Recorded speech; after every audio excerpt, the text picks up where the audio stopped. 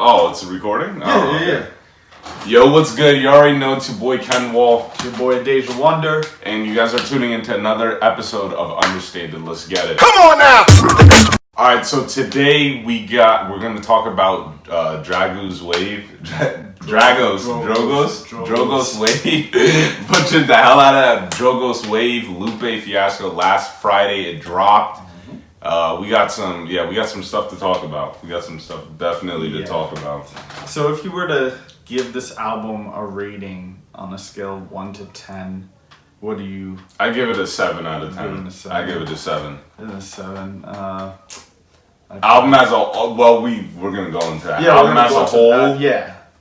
I'd give it an 8. It's a solid 8. I think that's a solid score for an album of this caliber. I don't know, we were talking about it. He said that it's an album that he, ever since it came out, and he's been listening to it. I've been rocking to it. He's been playing it frequently. I think like this is an album that if you choose, you can play it as much as you want. I appreciate it more as a body of work, like as a collective. So I would listen to it like, when I'm actually... Probably like when I'm driving, and I'll try to listen to the album straight through, opposed to some albums that come out and you just play certain singles and then you just keep it moving. Oh, I just listen to certain songs from the album. Yeah, I listen to it as a body of work, like the whole thing. That's how I am with certain albums. You gotta listen to it again. Yeah. Those songs, I don't know. No, I'm not saying. Yeah. Those songs like have some, because I just jump around. I'm not gonna listen to it again, but I can listen to a lot of, well, not a lot, but some of the songs, a good amount of songs from the album. I liked it. I really enjoyed the album personally. Do you have like just so the viewers songs that you would recommend off the top of your head? Manila, Allen Forever, Happy Timbuktu Day, King Nas, and then there's another one I forget. Damn. Well, those 4 are my favorite. There's other songs that are really good. Yeah, I'm gonna compare. I think Wave Files is good. Yes, I like that. yes, Wave Files is really good. Yes, Wave Files. And then really there's good. another song. I'm forgetting what it is. I think it's with Nicki Jean. Stronger. Isn't that the one? It might be. There's multiple songs with her. Yeah, there's multiple songs with her. And then there's like a block of songs where he just has like female artists featured. Yeah. So it's just like it's hard to keep track. Yeah, it's really hard, but it's good. I like how he brought them back. I really like how he brought them back. Yeah. So I had Manila 2. I had Gold versus Right Thing to Do, Wave Files, Allen Forever, and Janila Forever. Like, the storytelling songs are my favorite. He's really good with storytelling. Yeah. He's up there. He's definitely up there when it comes to storytelling. That's the thing that I appreciate the most from this album. The songs on here that involve the storytelling just really proved how outstanding of a storyteller Lupe is. Like I said, Allen Forever, Janila Forever, Manila. Those are just songs like when you just compare to his peers, it just seems like Lupe is above the fray. And in terms of storytelling, it's just the ability to not only tell you a narrative, but make you think. Like he really projected some like different ideas on here, especially with the storytelling regarding slavery and the slaves that fell off the ship or jumped off the ship and drowned, and how that wasn't... See, like, the thing I like is, like, all right, classic case. Lupe and then the Nas album.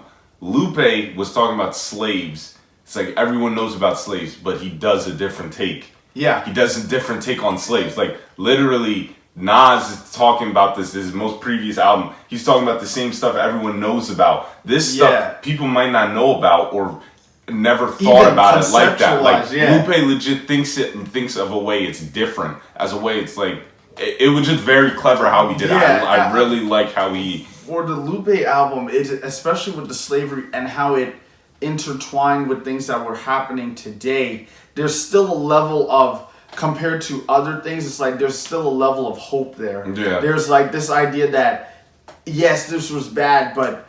And that's what he's done best with this. It's like slavery you know, these people jumped off ships, they drowned, but that wasn't it. Like they were beginning another form of life. Even with the Janila Forever and Alan Forever, we're talking about individuals that lived for a short period of time and were taken away from us, and giving an Elseworld kind of story to what would happen if they lived. What could they have been? Yeah. So it's just like there's a hope with this album, which is crazy. Lupe should have been at the status of where Kanye West is right now. Honestly, it was like where whenever he drops an album, people are like, "Oh shoot, Lupe dropping a new album that we're all gonna listen to. It's gonna be at the top of the charts." Everyone's like tuning into that. That's just my opinion. I feel like it should be like that because when he's rapping, I said it to like him and other people. When he's rapping, he doesn't seem like, no disrespect, he doesn't seem like an older generation of rap. Actually, I didn't even need to say that. He doesn't. It feels like he fits right in with everyone. Like with at least like with Kendrick and J. Cole, all those conscious rappers. He doesn't seem like an older generation. Yeah, he doesn't sound outdated. Yeah, he doesn't sound outdated at all. So it's always nice knowing that he can always still rap to that degree. I would highly recommend the album. It is very different from some of the releases that we've had this year. Just on a content standpoint, Lupe still shows his technical ability, shows that he's above a lot of his peers in that aspect. But obviously we're gonna have to get to the criticisms. Yeah. And you know my criticism. First. Technical ability, great and all. It sometimes, to me, it doesn't make a song great. So because you can throw out, my biggest issue is that if we didn't have the internet, this album would be a lot less enjoyable for me. What? Granted, we have the internet today, but it's like some of the songs, and this is a problem you know I have with Jay-Z, if you're throwing out references a mile a minute, and I can't follow what the hell you're talking about, it ruins songs for me. And I feel like I can't be the only one. And maybe Lupe fans I'm assuming you're the same way. You can't be able to know every single reference because he's talking about people from different religions, odd concepts. It's like stuff that happens, characters that, not characters, but people that have died and have been mentioned in news stories. And if you're just not aware, it would be hard for you to be able to follow exactly what he's trying to do.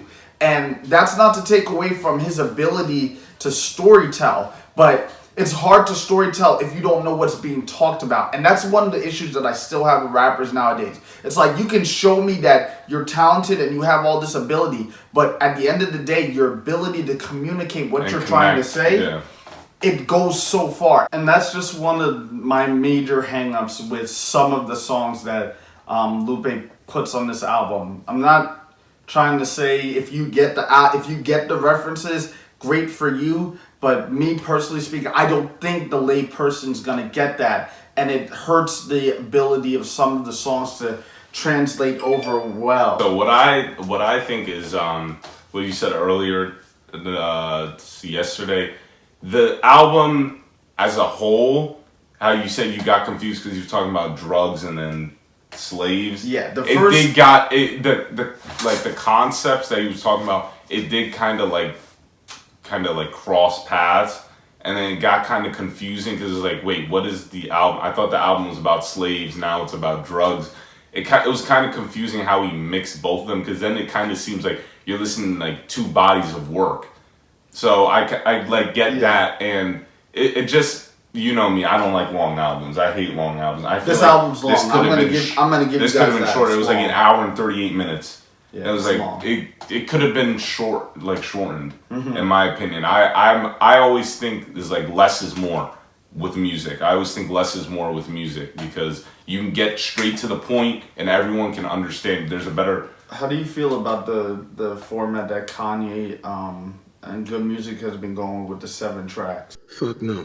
The 7 too track, short or too long? I think it's too short. I think it's a little bit too short. I said 13 to 15. Okay. 13 to 15 is solid. I always think that's solid for artists. But yeah, to me, I just think it's too long. And like when it's too long, you're inevitably going to get bored of it. I don't care how good of an artist you are. Like you're going to get bored of the music just listening because it's basically just sitting there when you're doing music. When you're listening to music, you're sitting there or doing something else that's less like occupying, but like you're more in tune with the music. I just get bored of it, but that's just me. I think Lupe did. He just needs to go back to this because I listened to his album before. I thought that one was just not good whatsoever. You didn't listen to it, right? No. That one was not good. I listened to the album before, the Tetsu and You. Yeah. That one, people really liked that one. Album. I didn't listen to the last one. His last one was trash, bro. It was not. I wasn't vibing with that one. But this one, he needs to do more stuff like this. I feel like Lupe needs to go get more out there. Like, he should be taking shit from Joe Budden or anything. Like, honestly, like, him and Joe Budden have been like had this little beef where it's like they take shots where it's like Joe Budden's like, yo, I could rap over Lupe all of a sudden. He says some shit like that, like, randomly. It's like, it'd be like, for instance, it'd be something like, it would be some where it's like, yo, Joe Budden and Eminem. And then all of a sudden, Joe Budden goes on Twitter. He's like, I can still rap better than everyone, including Lupe. It's like, what the... Bro, Lupe's just minding his own business. But like, yo, Lupe got to come out and just shut that mouth up, bro. Yeah. He's got to shut that mouth up. Yes. One thing that we were actually discussing, and we're always trying to give advice. Me personally speaking, I felt like a project of this magnitude... it shouldn't just be an album that comes and goes. So often, this album deserves to. Yeah, everybody's coming out with albums. Especially 2018 has been a year for like a lot of releases. Holy shit.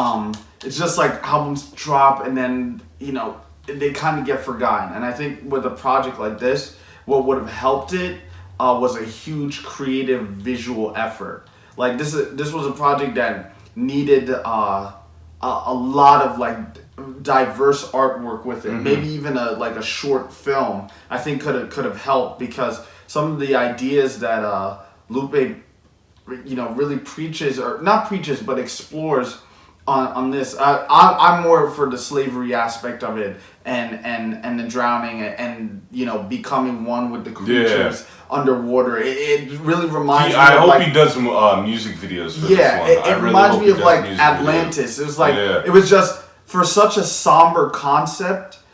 For such a somber piece of history, it brought to light like some level of like elseworld possibility to it. That's why that part is my favorite, more so than when we talk about the drugs thing. And it's weird to me because, as we were discussing, there's two different bodies of work. You can't play this album on shuffle and get the whole thing of it. It's like, I feel like you have to play it in order to kind of see where it goes. So I just highly recommend the album. Yeah, I definitely, if you know of Lupe, definitely listen to it. Yeah. Lupe fans obviously will listen to it, but like, if you know of Lupe, listen to this album. Like, definitely just listen to it. It's really good. Yeah. It's one of them, like, I feel like this, because there wasn't, besides J. Cole, in terms of conscious albums, like, this is like, I would rate those two the most at the top. I would put this one above. Which album? Because I know, actually, conceptually, COD is better, but more enjoyable in terms of keeping the same theme throughout the whole project. I'd put COD above this, but for me personally, listening to both albums, I would listen to what the hell is it? Drogas Wave. Drogas Wave. That's a tough name. But I would listen to Lupe's album 10 times. Like, if it was 10 times, I have to listen to an album 10 times. KOD or that one, I would do I'm Lupe's. sorry. I'm not doing KODs. How I feel about KOD. KOD would be used to like prop up the camera that we used to film this. Just be slid under there. I'm disappointed with that album. It was okay. J. Cole, especially after listening to it now. That's pretty much it. Yeah, just quick video. That's pretty quicker video than most. We still got some albums that are yet to come out. We still have to the Carter 5. Carter 5. I still have to finish the Nicki Minaj album so we can do a review on that. I think it might be too late. It's never too late. It's never too late. Yeah, Logic. I wonder what else is coming out. I think Isaiah Rashad albums is coming out soon. You've been hyped for that. He's coming out soon. We're gonna get on that. We got a lot of stuff to review. Yeah. I mean, we've been taking too many breaks. Like, it's bad. Sorry. Way too many breaks, bro. But yeah, Drogas Wave. Drogas Wave. I don't know why I keep Drogas Wave. Listen to it. It's on pretty sure every streaming platform, just like us. I'm just kidding. But Facebook, Spotify. We're on Spotify. Yeah, we're on everything now. Yeah, I think we're on everything iTunes, yeah. besides YouTube. Yeah, we're not. Yeah, that's the only thing we're not on. So yeah, basically every streaming platform. Yeah. Yeah. So it's support us. Spotify's doing some cool things with. They're gonna probably take over SoundCloud spot. Just take that shit. Come on, yo. Whoa. Speaking of SoundCloud, we have an artist to recommend. Look up MistaDC. Basically, his music will be playing in the background, right? We have to. I mean, you didn't have to say that. You could just put it in the background. No, okay, yeah. I'm just saying. How I found MistaDC was listening to a song by a producer, I think slash songwriter named Kyo-Ken. And he has this song called Most Beautiful Ride, which is dope as hell. And MistaDC is actually the vocalist on that. So I think he has like 4 songs out on SoundCloud, but we just wanted to shout him out, give him love. It's cool. It's an R&B artist. We just want to put you guys on new music. I'm not really into that soft shit, so I'm just kidding. I fuck with. I like R&B sometimes. Yeah, but check him out. Yeah, man. Wishing you all the best with your success, and hopefully we could give more people some shine from week to week, and maybe eventually to week. Eventually we'll that's what we can do. Eventually maybe we'll interview them. We are hoping to have interviews lined up. We're working on that right now. All right, thanks guys. Thank you guys for tuning in to another episode of Understated. We'll get better at for you guys actually allowing you guys to tune in week by week. That's our fault. But yeah, you already know who it is. It's Ken Wall. It's your boy Deja Wonder. And have a good one, guys. We're out. Peace. I don't wanna go outside when it rains.